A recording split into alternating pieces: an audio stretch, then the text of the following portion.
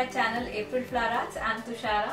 Today I'm going to share with you my recipe for jeera chicken. It's a very delicious cumin flavored chicken curry. So let's see how it is done. Here I have taken 500 grams of chicken with bones. In the first step, we'll marinate the chicken just for about 15 to 20 minutes. And for the marinade, here I have taken a teaspoon of turmeric powder, a teaspoon of cumin powder, that is jeera powder, half a teaspoon of black pepper powder, 1.5 tablespoons of garlic paste, a tablespoon of ginger paste. I have already added some salt onto the chicken. We'll add all these into the chicken. We'll also squeeze in some lemon juice, around a tablespoon. We'll now coat the chicken pieces really well with the marinade. While the chicken is marinating, let's see what are the ingredients we need for the curry.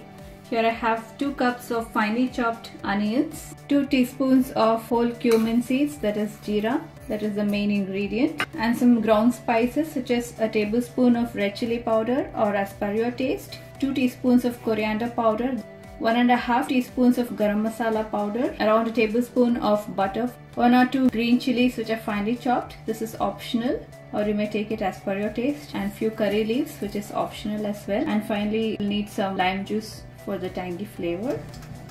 So to prepare the chicken curry, here I have a pan heating up with about 2 tablespoons of cooking oil. Into that I'll add the butter as well. If you do not want to use the butter, you may add a little extra oil instead of the butter, and we'll let the butter melt.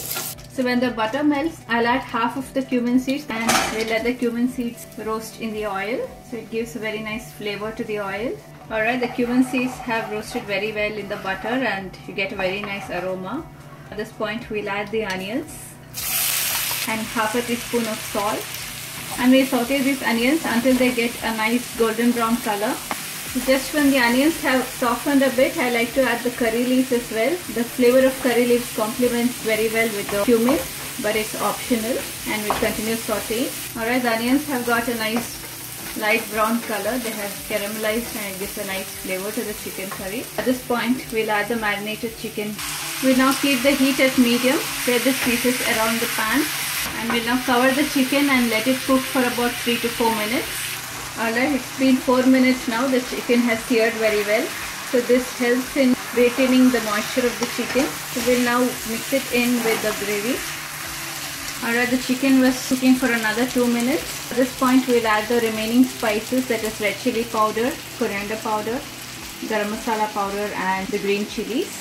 We'll now reduce the heat to a minimum and mix in the spices and make sure that the raw smell of the spices is gone, especially the coriander powder. Alright, the raw smell of the spices is gone. It's been about 3 minutes at low heat. Now keep the heat at medium to high and add around half a cup of water. We'll now cover the chicken and let it cook completely. It may take approximately 15 minutes.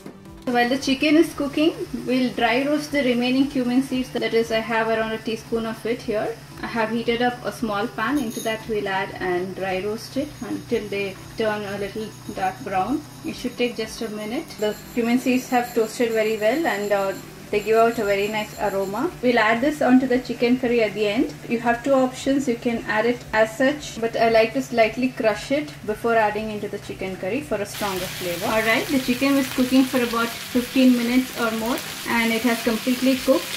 We'll just check if it is done. So I think it is completely cooked. I like to keep it dry like this, but you may add little more water if you wish. We'll squeeze in some lime juice. Finally, I'm going to add the dry roasted cumin seeds, which I have crushed slightly.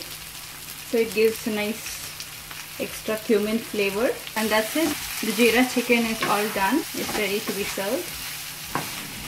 So here's the final look of the jeera chicken. It's really flavorful with a strong smell of the toasted cumin, which we added at the end. Hope you liked my recipe for jeera chicken. If you do so, please hit the like button. Do give it a try at your home and post your feedback. The jeera chicken goes very well with any of the flatbreads such as chapati, naan, puri, paratha, etc. It also goes very well with rice, especially ghee rice. You may follow me on social media. The links will be in the description box below. Don't forget to hit the subscribe button and also the bell icon next to it to get notifications as soon as I upload a new video. Until next time, it's bye from me. Thanks for watching.